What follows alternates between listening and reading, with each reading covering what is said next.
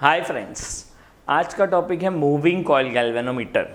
Now galvanometer वैसे तो बहुत सारे टाइप के आते हैं, but we are going to study moving coil galvanometer.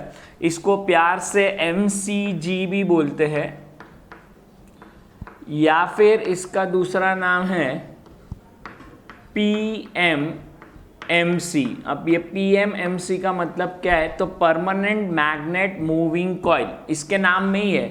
Permanent magnet मतलब मैग्नेट फिक्स्ड है और कॉइल मूव करने वाला है, इसके लिए इसका दूसरा नाम है PMMC। चलो स्टार्ट करते हैं इसका कंस्ट्रक्शन से, बाद में वर्किंग के बारे में सीखेंगे। There are two concave pole pieces. ये जो मैंने बनाया है यहाँ पे, ये कॉन्केव पोल पीसेज है, नॉर्थ एंड साउथ।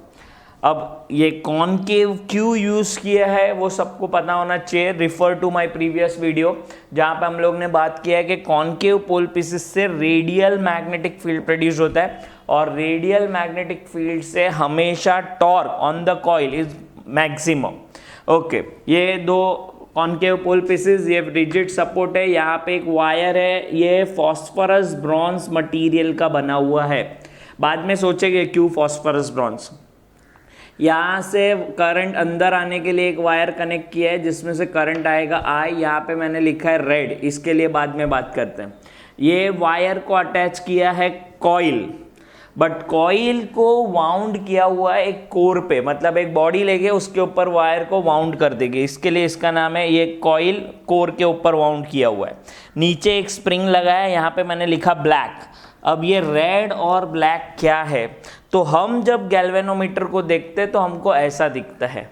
ये एक ब्लैक कलर का बॉक्स होता है, इसके पास दो नॉब होते हैं, एक रेड और एक ब्लैक। रेड से करंट अंदर आता है, ब्लैक से बाहर जाता है, इसके लिए मैंने रेड और ब्लैक लिखा हुआ है। यहाँ पे एक पॉइंटर होता है जो सेंटर में ही होता है। तो फिलहाल मैं अगर पॉइंटर की बात करूँ तो पॉइंटर, ये जो कॉइल है उसको कनेक्ट करके रखेंगे हम लोग पीछे, ऐसा अंदर के साइड पे जो दिख रहा नहीं है। तो फिलहाल मैं पॉइंटर के साथ ही डील करूँगा। पॉइंटर सेंटर में है, फिलहाल ऐसे है।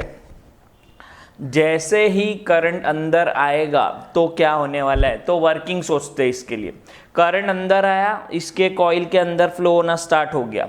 जैसे कॉइल के अंदर करंट हुआ, इसके अंदर टॉर्क प्रोड्यूस्ड हुआ, और वो टॉर्क हमेशा मैक्सिमम होगा, और ये मैक्सिमम टॉर्क का नाम है बीना। इसके लिए लास्ट वीडियो देखना पड़ेगा थोड़ा। ये फॉर्मूला है बीना। ये टॉर्क को नाम दिया हुआ है tau D. D stand for deflecting torque.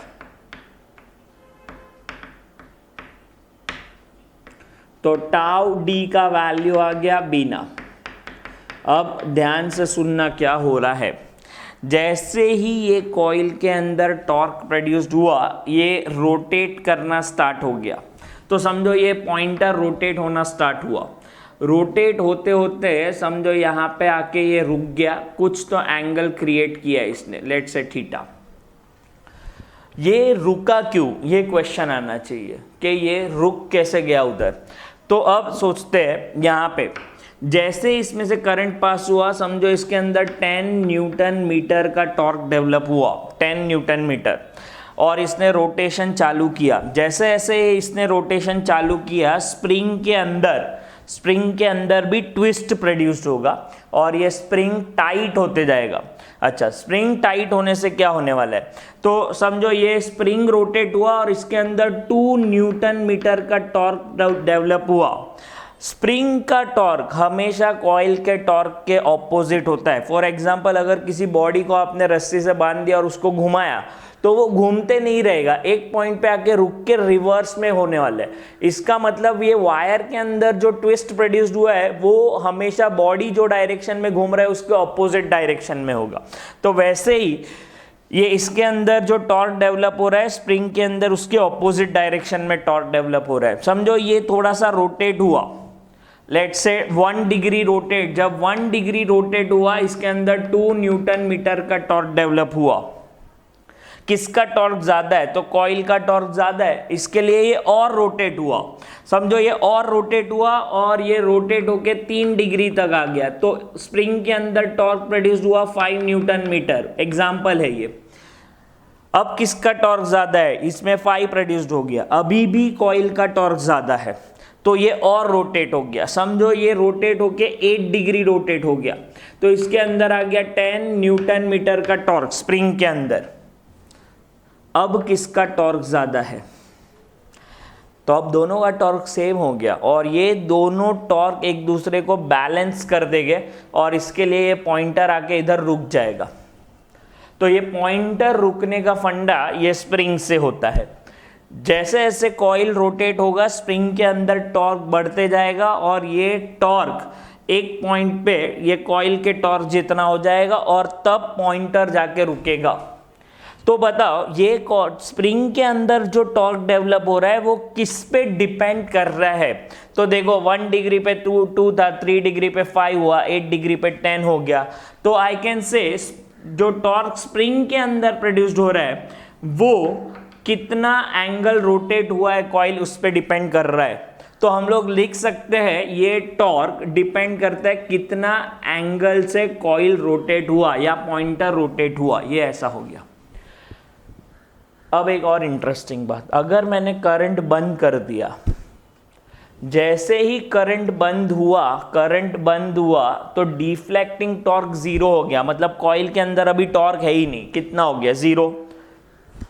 तो क्या ये बॉडी वैसा ही रहेगा, तो आंसर है नहीं। तो ये स्प्रिंग के अंदर टॉर्क अभी ज़्यादा हो गया, ये 0 हो गया, ये ज़्यादा हो गया, तो पॉइंटर को ये वापस से ओरिजिनल पोजीशन पे लेके आएगा।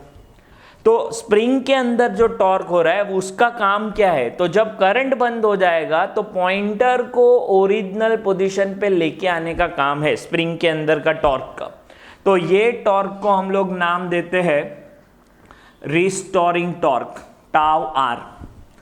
तो ये रिस्टोरिंग टॉर्क डिपेंड करता है थीटा पे। 2 टाइप के हमने टॉर्क देखे, एक तो डिफ्लेक्टिंग टॉर्क और एक restoring torque. Deflecting torque coil में प्रोड्यूस्ड होता है, रिस्टोरिंग टॉर्क स्प्रिंग में प्रोड्यूस्ड होता है।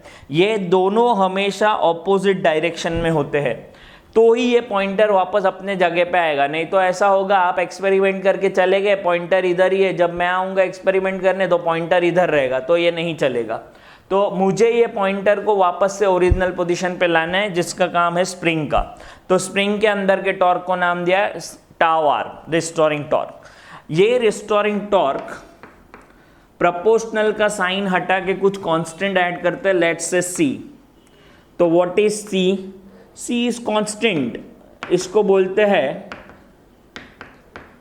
ट्विस्ट कांस्टेंट, या फिर दूसरा नाम है इसका torsional constant,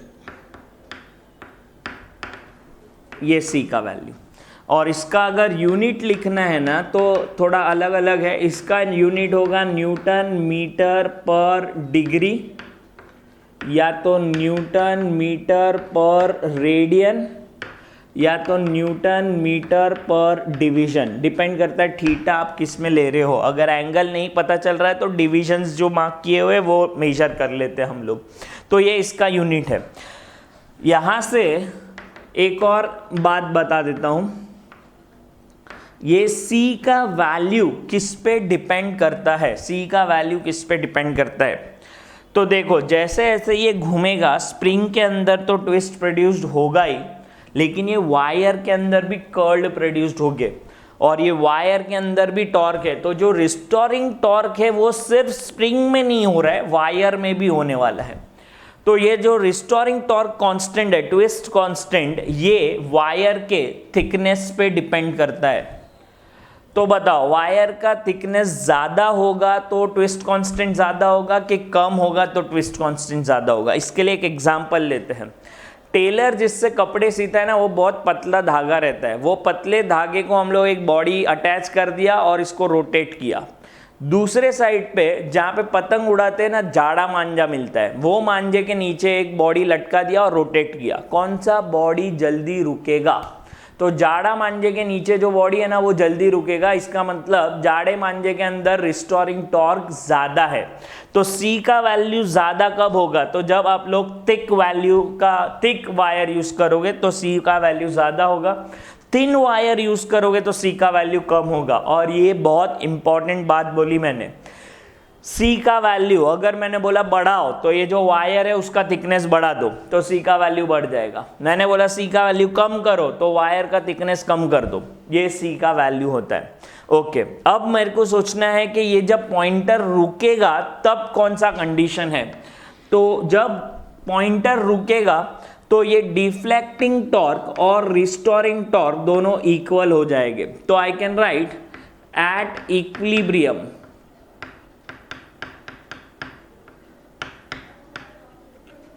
restoring torque and deflecting torque both are equal, so I can write dina is equal to c theta।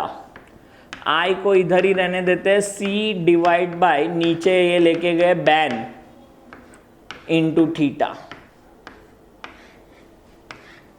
ये फॉर्मूला बन गया। तो I can write I is proportional to theta and ये k का value समझो इसको ऐसा लिख दिया c बाय बैन। k के बाद में जाते पहले I proportional to theta, that means जितना ज़्यादा करंट पास करोगे उतना ज़्यादा ये डिफ्लेक्शन दिखाएगा, ये थीटा बढ़ेगा। दैट इज ऑब्वियस, ये हमने प्रैक्टिकल में भी किया है कि जितना ज़्यादा करंट हम पास करेंगे उतना ज़्यादा डिफ्लेक्शन दिखाएगा। तो क्या ये गैल्वेनोमीटर से मैं करंट मेजर कर सकता हूँ क्या? मेजर करंट का वैल्यू मेजर करना है। बहुत लोगों के दिमाग में ये होता है कि गैल्वेनोमीटर सिर्फ करंट डिटेक्ट कर सकता है, तो ये जो अजम्पशन है वो रॉन्ग है। Galvanometer can measure current. अच्छा सर मेजर कैसे करता है? ठीक है देखते हैं। इसके लिए हम लोग को कैलिब्रेशन करना पड़ता है। अब कैलिब्रेशन प्रोसेस में होता क्या है, मैं 1 एम्पियर का करंट यहाँ पे पास करूँगा। जब मैंने ये डिज़ाइन किया मैं 1 एम्पियर का करंट पास करूँगा और मैं डिफ्लेक्शन नोट डाउन कर लूँगा। तो समझो मैंने ऐसा बोला 1 एम्पियर के लिए ये 20 डिविजन्स दिखा रहा है, यहाँ से ये डिविजन्स दिखा रहा है, तो ये मेरा कैलिब्रेशन हो गया बस। तो जब मैं गैल्वेनोमीटर खरीदूंगा तो मैं उसको पूछूंगा व्हाट इज द कैलिब्रेशन, वो बोलेगा 1 एम्पियर इक्वल टू 20 डिवीजन, बस इससे मुझे पता चल जाएगा। अब देखो जब मैं एक्सपेरिमेंट कर रहा था मुझे 60 डिवीजन मिला, तो करंट कितना? 3 एम्पियर, बिकॉज 1 एम्पियर होगा तो 20 डिवीजन दिखाएगा, तो 60 डिवीजन के लिए 3 एम्पियर होगा। तो वैसे मैं करंट मेजर कर सकता हूं, ये इसका स्पेशलिटी गैल्वेनोमीटर, जो अभी तक लोग सोचते हैं कि नहीं है। ओके, क्या इससे वोल्टेज मेजर कर सकते हैं क्या? तो आंसर है यस, वोल्टेज भी मेजर कर सकते हैं। कैसे वोल्टेज मेजर कर सकते हैं? तो सुनो, ये जो वायर है उसका कुछ तो रेजिस्टेंस होगा। लेट्स से इसका रेजिस्टेंस है जी ओम। जी, अभी तक आर लिख रहे थे, अभी जी लिखा, जी बिकॉज गैल्वेनोमीटर की बात चल रही है। तो according to Ohm's law V equal to I into G. I का वैल्यू अपने पास है C by BAN theta into G, थोड़ा सा रीअरेंज किया CG by BAN into theta, so I can write V proportional to theta.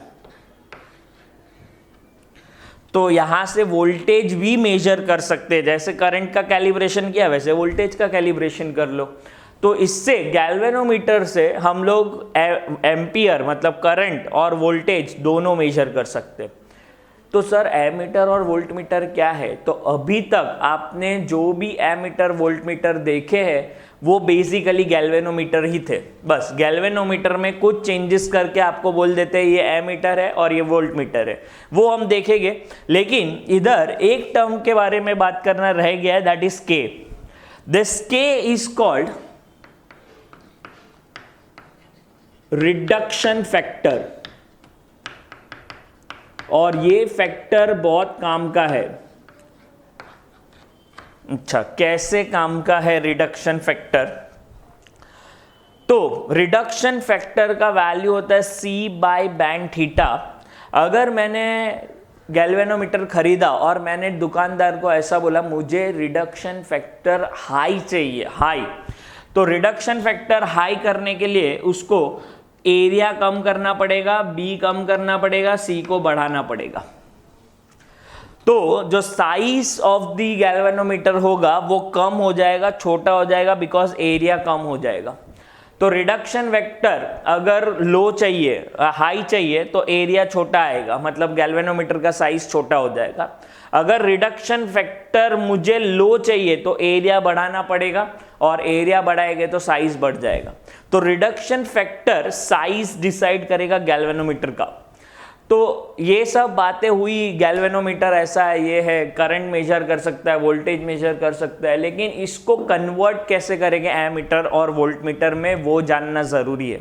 But उसके भी पहले दो इंपॉर्टेंट टर्म के बारे में बात करेंगे, सेंसिटिविटी एंड एक्यूरेसी के लिए, और उसके लिए देखना पड़ेगा next video. For that stay tuned.